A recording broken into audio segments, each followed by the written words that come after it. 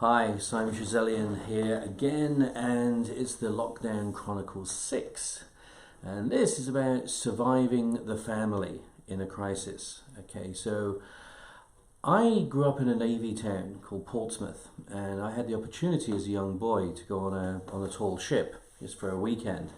And it taught me so many really valuable skills and have an amazing perspective on life that I was able to then transfer that into my Special Forces career as well. Because when you're a crew member on a ship, it's a very, very different world. It's like being in isolation right now. Because, of course, guess what? You can't get off. And you're trapped there in a very small, confined space with a whole bunch of other people, some of which you know, some of which you may not know. And in order for that ship to function, everybody has to work together. You can't afford to have disunity, you can't afford to have problems. Otherwise, the whole ship fails and everybody fails together. So I thought I'd take this opportunity to give you some of my insights that I learned from that experience that you could use right now. Because all of you, or certainly most of you, are now in a confined space where you can't really get out all that much, and you're having to deal with people in close proximity. So whereas outside there's social distancing, inside there is no social distancing. You have to be with those people. So how are you going to survive that? Well, the first thing you got to do is, again, just think of it as a ship. Okay, so we have this ship shape in Bristol fashion, as we used to say in England. You know, everything needs to be in its place, everything needs to be ordered, everything needs to be functional, and there is just no fat. You can't have a messy environment on a ship. It's so unsafe. So you have to actually work as a real cohesive team to make this work. So basically include everyone. You can't have just people sitting down on the sofa all day playing games or just being in bed. That is not conducive to the help of the team. So everyone has to be included. So what we used to do is have like daily get-togethers, daily briefings. First thing in the morning, it was like, all right, allocation of individual responsibilities. We need you to do this, we need you to do that. Everyone then knew what it was that they were expected to do during the course of the day, and that was great. So including everyone, including the children, see the children at this point, they don't understand, they got very limited reference points as to what's going on. So they're going to get really frustrated and very irritated, very agitated, and that is then going to spread like a virus to the parents, guess what?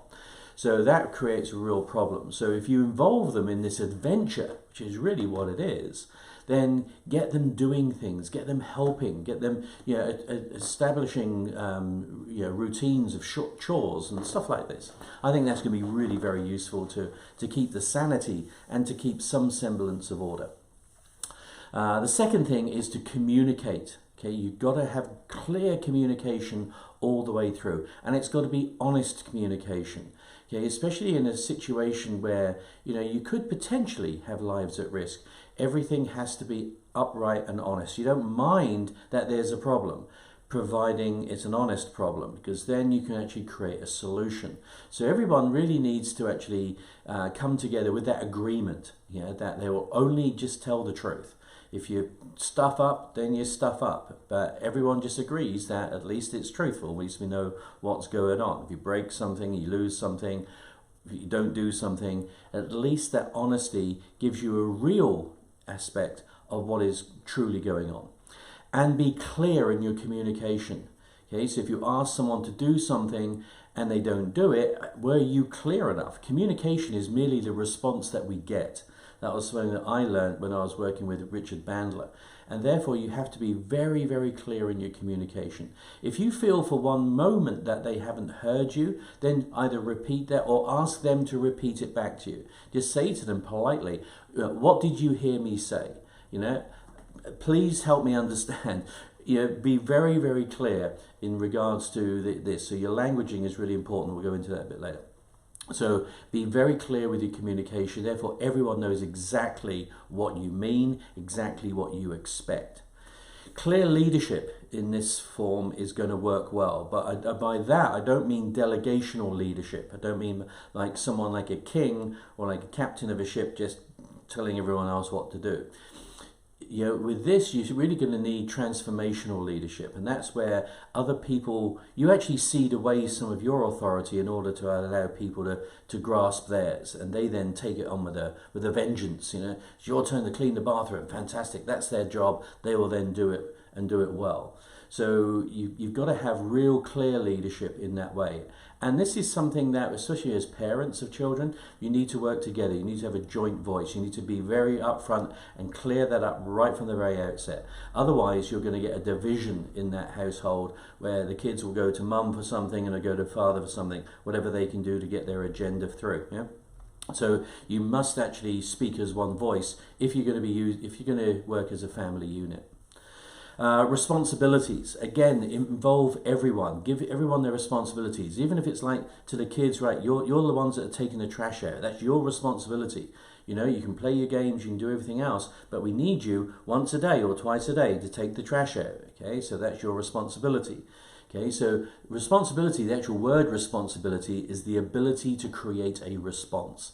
And the more responsibility you have, the more responses you can make. And that's what actually fulfills you as a human being. So everyone has a job, and those jobs may be cyclical. You know, you can actually change jobs, because otherwise people don't want to get into a bad routine. But you must have a routine, at least a routine. So everyone should have some form of job where it's aspects of cleaning, of order, of washing up, of creating a game, you know, whatever that is, choosing a video. All of these things actually really cohese everyone together and allow them to feel that they're creating something as one. Hygiene, really important, and especially when you're in lockdown, it's so easy, you know, to not shave, to not wash, you know, you're wearing the same clothes. What that does, it has a restrictive area on your brain. It puts you more into a crisis, and therefore, you know, you don't like yourself as much when you look in your mirror and you see, you know, that you've got, you know, sort of 4 or 5 days of growth. You go, this is actually not me, and that then has a psychological effect. So get a routine, get up, make your bed, go and have a wash, have a shower, have a shave. Make sure that when you come down ready for life, you're ready and you're ready to go. Change your clothes, wash your clothes, especially in something like this where there is an absolute health potential problem. You know, you need to be able to have cleanliness, and you've got to monitor the kids as well. So, you know, if you start to have hygiene problems within the home, now it doesn't matter what's happening outside, because now you're in an enclosed space with a problem. Guess what? Everyone's going to get it at that stage. So hygiene, cleaning teeth, you know, washing things, washing plates, washing floors, you know, make it a game, make it an activity as opposed to just a chore. But everyone must take responsibility for their own personal hygiene and for the group hygiene of the ship as well. Order. Make sure there is some degree of order, otherwise you have chaos. And if it's chaos, if things are all over the floor, you're not going to be able to find things should you need them. Everything must be put away in its place. Everyone must know where those things are in those places. You know, and like I say, make the bed, make it look like it's an ordered situation. Make it look like you're in control, because guess what? You're not in control of this situation. So the only thing you can have control over is your own emotions and your environment. That's it. Okay, so make sure that you create that order and allow everyone to understand that, you know, living in an ordered society in that moment is actually beneficial to the function of the whole. If you see something, do something. You know, they obviously say if you see something, say something. But if you see something that's left out, a knife or a piece of equipment, put it away. Do something. Don't just expect that someone else is going to take that responsibility, or someone else is going to see it and do something about it. So, you know, just find yourself taking action, small actions, just cleaning up, putting things away, putting the dishes away, putting the dishes in the dishwasher. Little things like that mean a lot if everybody does it. And if everybody does it, people then won't get irritated and feel that they're being put upon. Because the last thing you want is discord in a situation like this, where people are at each other's throats. That is going to be a real problem. We have enough problems with domestic violence as it is. You don't want to be having that in this environment as well. Language. Make sure that your language is always positive. We don't want any poor me's on this. Make sure that your language is always upbeat. It's positive. It's moving towards something as opposed to whinging about something or complaining. Nobody likes that. Nobody respects a complainer.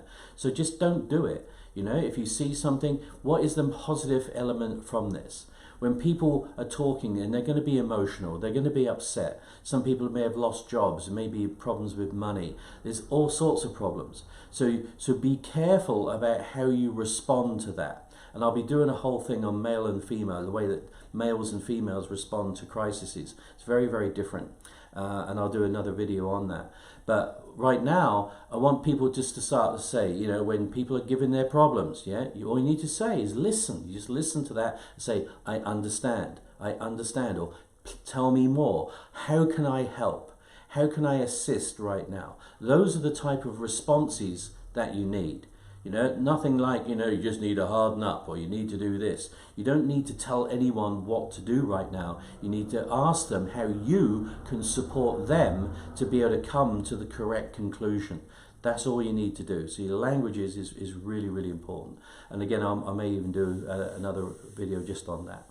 So empower and encourage all the time. Thank people. Okay? Give gratitude. You know, get used to doing things like saying grace.